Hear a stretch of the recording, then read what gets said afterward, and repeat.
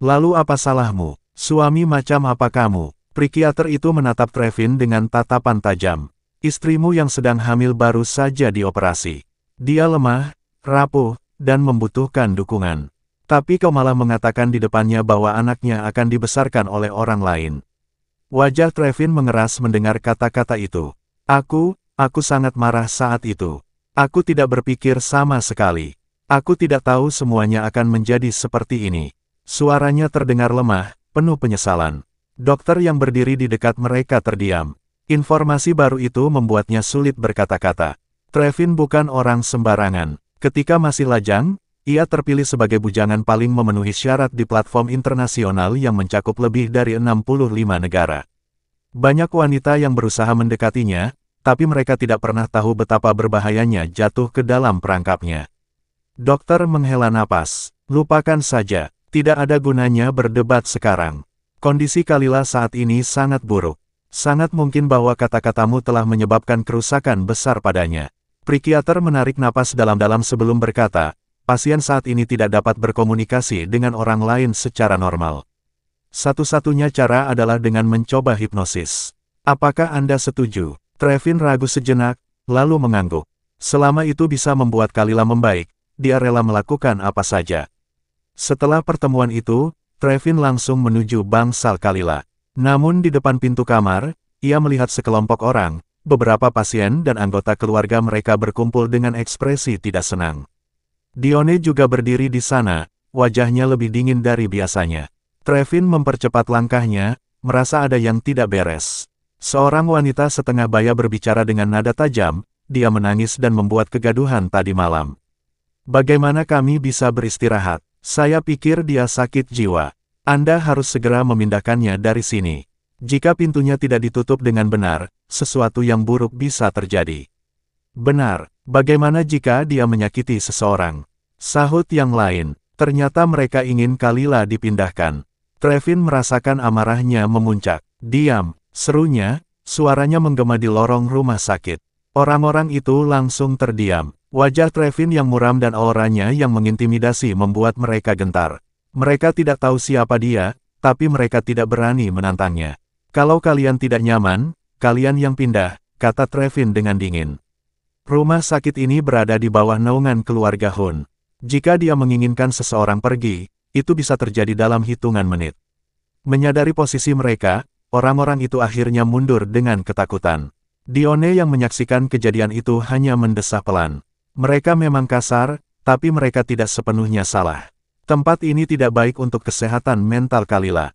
Trevin mengernyit. Dione berbalik menghadapnya. Saat dia membaik, dia tidak akan kembali ke vilamu.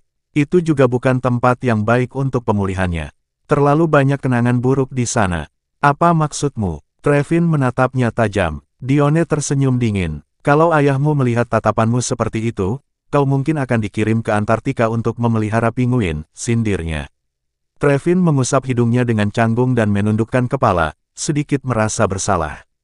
Tapi meski begitu, dia tetap bersikeras, aku akan membawanya ke rumah pantai. Kau tidak perlu khawatir. Dione mendengus. Apa kau pikir aku akan percaya padamu? Aku sudah tidak percaya lagi. Jika kau ingin membawanya pergi, itu tergantung apakah dia mau atau tidak. Trevin tak membalas. Ia tahu jika Dione benar-benar ingin membawa Kalila pergi, ia tak bisa berbuat banyak. Dengan wajah masam ia berjalan ke bangsal Kalila.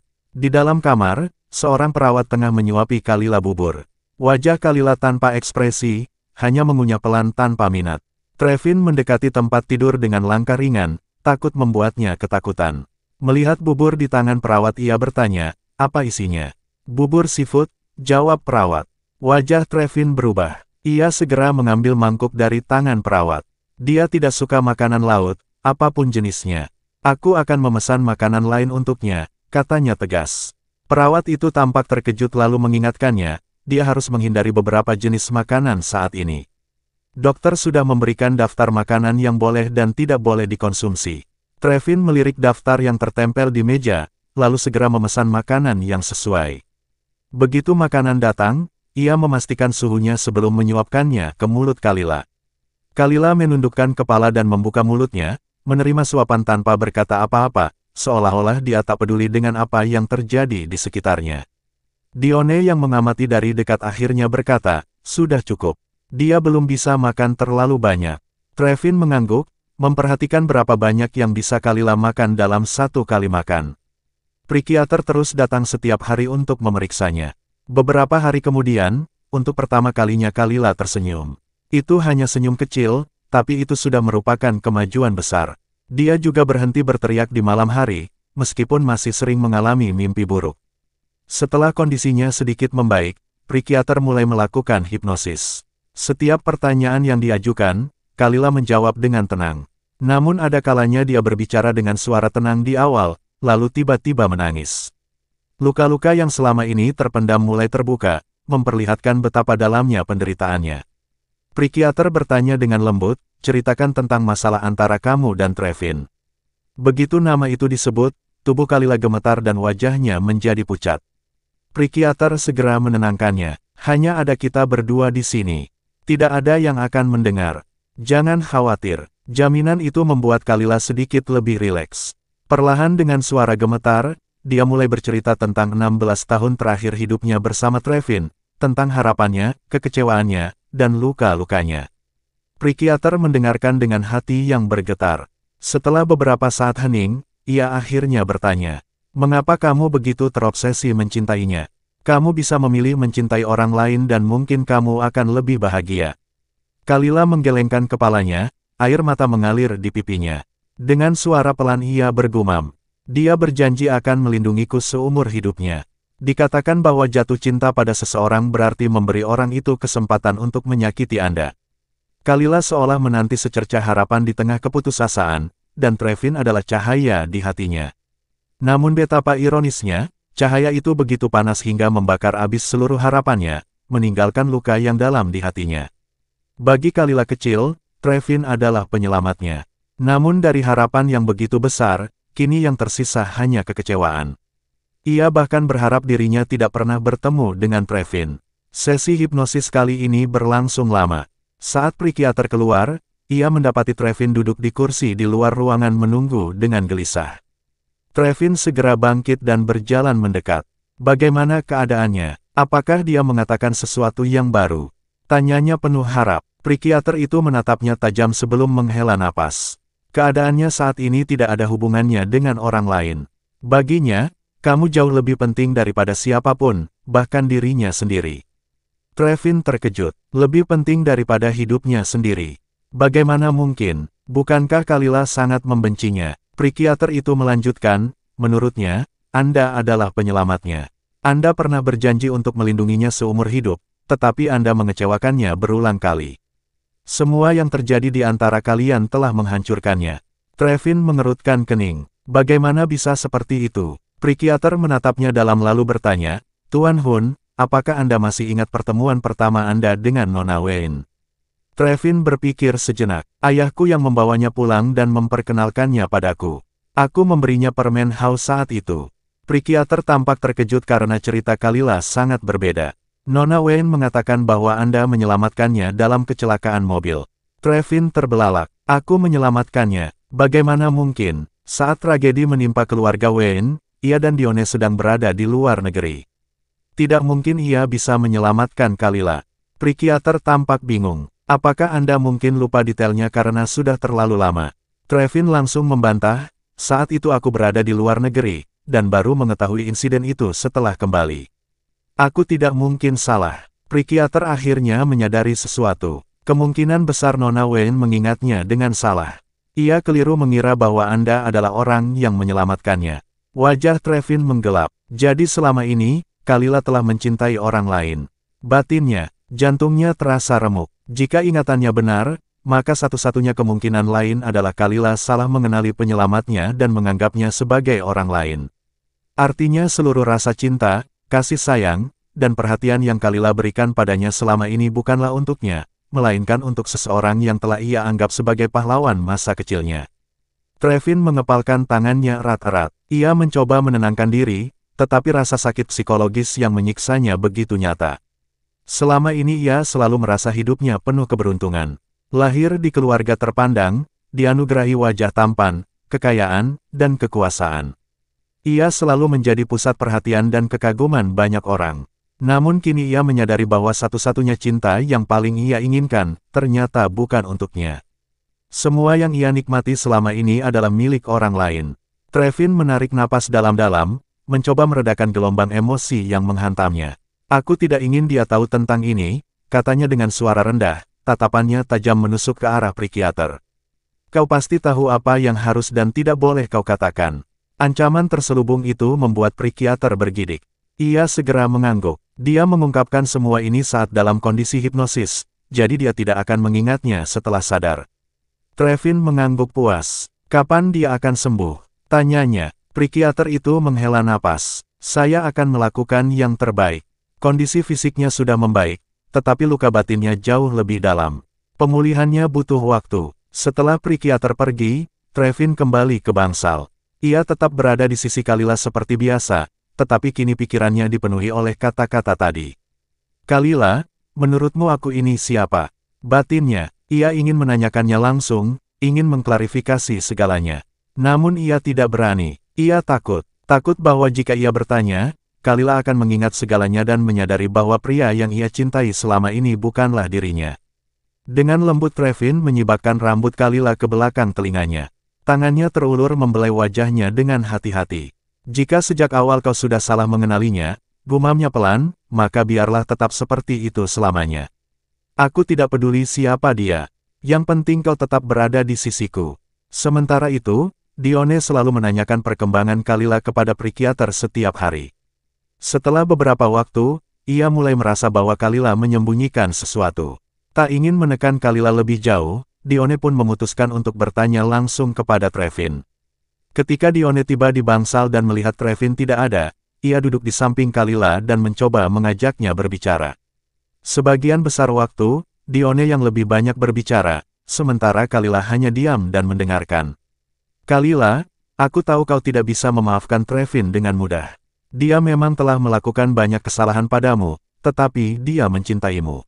Sebagai seorang ibu, aku hanya ingin anak-anakku bahagia. Mendengar nama Trevin, ekspresi Kalila sedikit berubah. Senyum di wajahnya begitu tipis, dan dengan suara serak ia berkata, aku tidak ingin melihatnya. Mendengar suara Kalila setelah sekian lama, Dione seketika merasa haru. Namun isi perkataan Kalila membuatnya semakin sedih. Kalila, kau harus lebih banyak bicara, bujuk Dione lembut. Namun Kalila kembali terdiam. Dione menghela napas panjang. Saat Trevin kembali, Dione segera mengajaknya keluar untuk berbicara. Ada berita tentang Kalila di internet, kata Dione dengan ekspresi serius. Juga soal perceraian kalian. Dione tidak menyangka paparazi bisa bergerak secepat itu. Trevin terdiam, wajahnya semakin gelap. Dione memahami situasinya. Ia sudah mengirim seseorang untuk mengumumkan bahwa Kalila dalam keadaan sehat, meskipun mengalami keguguran. Sedangkan mengenai perceraian semuanya dibantah. Lagi pula, setiap hari Trevin selalu berada di rumah sakit menemaninya. Namun meskipun berita itu ditutup-tutupi, Kalila tetap menjadi bahan pembicaraan publik. Banyak orang iri padanya karena, keberuntungannya, memiliki suami seperti Trevin. Mereka tidak tahu bahwa di balik semua itu, Kalila justru terbaring lemah di rumah sakit, mengalami luka yang tak terlihat oleh mata. Beberapa orang bahkan berbisik, mengatakan bahwa jika anak Kalila tidak dapat diselamatkan, ia mungkin akan kehilangan cinta dan dukungan dari keluarga Hun. Kalila bilang dia tidak ingin melihatmu sekarang, kata Dione. Setelah mendengar itu, Trevin tetap berada di luar bangsal setiap hari. Kalila tidak menyatakan keinginan untuk menemuinya, jadi ia tidak masuk. Selama beberapa hari, seluruh tubuhnya tampak lelah dan lesu. Tak ada yang membujuknya untuk pergi, bahkan Dione pun hanya bisa diam. Bibi Greta kembali diundang untuk merawat Kalila, karena nafsu makannya yang menurun drastis. Berat badannya terus berkurang. Jika sebelumnya ia sudah kurus, kini tubuhnya tampak jauh lebih ringkih. Namun baik Kalila maupun Trevin sama-sama bungkam tentang alasan ketegangan di antara mereka. Seolah-olah jika Kalila tidak meminta maaf lebih dulu, Trevin juga tidak akan berniat meninggalkan rumah sakit. Dione merasa sedih melihat Trevin yang tampak gelisah dan putus asa. Berkali-kali ia membujuk putranya agar pulang dan beristirahat, tetapi Trevin tidak peduli. Ia tetap berjaga di depan pintu kamar Kalila. Tak tahan lagi, Dione akhirnya meminta Neil untuk datang dan membawa Trevin pulang agar bisa beristirahat. Namun ia tak menyangka kalau kedatangan Neil justru berujung perkelahian. Di koridor rumah sakit, ayah dan anak itu saling menyerang. Trevin yang sudah berhari-hari tidak tidur kehilangan banyak tenaga. Ia mencoba meninju Neil beberapa kali, tetapi dengan cepat keadaan berbalik. Neil lebih bugar dan jauh lebih kuat, hingga akhirnya ia berhasil mengalahkan Trevin. Dengan hidung memar dan wajah bengkak, Trevin pun dipaksa pulang. Melihat kondisi anaknya, Dione menatap Neil dengan wajah muram. Neil hanya mengangkat bahu dan mendengus dingin. "Jangan lihat aku begitu. Bocah itu yang mulai lebih dulu," katanya tanpa rasa bersalah. Dione menggelengkan kepala dengan pasrah. Ia hanya bisa kembali ke rumah sakit untuk menemani Kalila. "Kalila, aku tidak tahu apa yang terjadi antara kau dan Trevin. Tapi, mungkin aku bisa menebaknya sedikit. Lagi pula kau masih mengandung anaknya. Jika terus seperti ini, bagaimana nasib bayi itu?" kata Dione lembut. Kalila hanya menatapnya tanpa ekspresi. Setelah sekian lama mencoba membujuk, Kalila tetap diam. Tepat saat Dione hendak menyerah, suara lirih terdengar. "Aku ingin pergi dari sini." Dione tertegun. Mendengar suara serak itu, air mata membasahi wajahnya. Tanpa ragu ia segera meminta Bibi Greta mengemasi barang-barang Kalila agar mereka bisa segera meninggalkan rumah sakit. Setelah menyelesaikan prosedur pemulangan, Dione menyentuh rambut Kalila dengan lembut. "Gadis baik, ayo pulang. Tidak apa-apa, semuanya akan baik-baik saja." Dione membawa Kalila ke sebuah villa miliknya. Ia ingin memberikan Kalila lingkungan baru, tempat di mana ia bisa merasa aman. Saat ini, Kalila bahkan tidak ingin melihat Trevin sedikitpun. Setelah memastikan Kalila tertidur, Dione menelepon Soraya. "Soraya, aku tak peduli apapun yang kau lakukan. Aku menyarankanmu untuk segera pergi sebelum aku yang turun tangan." Suara Dione terdengar dingin. Di ujung telepon, Soraya tersenyum sinis. "Bibi, aku tidak mengerti apa yang kau bicarakan. Trevin bilang dia ingin menikahiku. Jadi bagaimana mungkin aku pergi?" ucapnya santai. Dione menghela napas panjang. Lalu dengan nada lebih berat ia berkata, "Jika Trevin berani menikahimu, maka aku akan segera mengusirnya dari keluarga Hun. Saat itu terjadi, aku ingin lihat apakah Soraya Hook masih bisa bertahan sebagai kekasih yang setia." Soraya terdiam sesaat lalu tertawa kecil. "Kenapa kau begitu membenciku, Bibi? Jika bukan karena rencanamu, akulah yang akan menikahi Trevin dulu. Aku hanya mengambil kembali apa yang seharusnya menjadi milikku. Kenapa kau begitu pilih kasih?" Dione tertawa sinis. "Jangan pernah membandingkan dirimu dengan Kalila. Dia adalah harta berharga di hatiku, sedangkan kau hanyalah seonggok sampah." Tanpa menunggu jawaban, Dione langsung menutup telepon. Tidak ada gunanya berbicara lebih jauh. Jika saja Trevin lebih percaya pada Kalila sejak awal, ia tidak akan terjebak dalam situasi ini.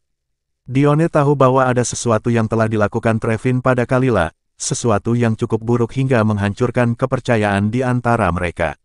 Tapi satu hal yang pasti, ia yakin Trevin tidak pernah benar-benar mencintai Soraya. Trevin tertidur selama 3 hari berturut-turut. Saat Dione kembali ke villa untuk mengambil pakaian Kalila, ia melihat Trevin masih terlelap. Dengan santai, ia membuka tirai jendela, membiarkan sinar matahari masuk. Trevin terbangun dalam keadaan linglung. Begitu kesadarannya pulih, ia langsung teringat kejadian di rumah sakit dan buru-buru bangkit dari tempat tidur. Ia mengganti pakaiannya dengan cepat, bersiap untuk pergi ke rumah sakit. Tanpa menoleh Dione berkata, "Tidak perlu ke rumah sakit. Aku sudah membawa Kalila ke vilaku. Dia tinggal di lantai 1, dan Bibi Greta merawatnya dengan baik. Kau tak perlu khawatir." Trevin terhenti sejenak. Ia terduduk di tempat tidur, diam dalam pikirannya. Setelah beberapa saat, ia bangkit dan berjalan ke kamar mandi. Di sana, ia melihat pantulan dirinya di cermin. Bekas pukulan Neil masih terlihat jelas di wajahnya, memar dan bengkak. Mengingat hari itu, saat ia membawa Soraya ke bangsal Kalila, hatinya kembali terasa nyeri. Ia mengepalkan tangan, tubuhnya bergetar. Bayangan kejadian itu begitu jelas di pikirannya. Ia menutup matanya, lalu tiba-tiba berteriak marah dan menghantam cermin di depannya dengan kepalan tangan. Brak! Dione yang mendengar suara kaca pecah segera berlari ke kamar mandi. Ia terkejut melihat darah mengalir dari tangan Trevin, bercampur dengan pecahan kaca yang berserakan di lantai. Trevin membungkuk, Tangannya berdarah, sementara wastafel di depannya tampak berantakan. Jantung Dione mencelos. Sebagai seorang ibu, tak ada yang lebih menyakitkan daripada melihat anaknya terluka seperti ini. Ia segera berbalik dan berlari ke bawah untuk mengambil kotak obat. Di ruang tamu, Neil yang sedang membaca koran menatapnya dengan santai. "Apa, dia terluka?" tanyanya ringan. Dione mendelik marah. "Ya, dia tidak belajar hal baik apapun, tapi semua kebiasaan buruknya diwarisi darimu." Bentaknya. Neil hanya mengangkat bahu dan kembali membaca. Dione tak peduli lagi. Ia naik ke atas, masuk ke kamar, dan dengan kasar menjatuhkan kotak obat di atas meja. Tanpa sepatah kata pun, Dione menarik tangan Trevin dan mulai membersihkan lukanya dengan hati-hati. Trevin hanya duduk diam seperti kehilangan jiwanya.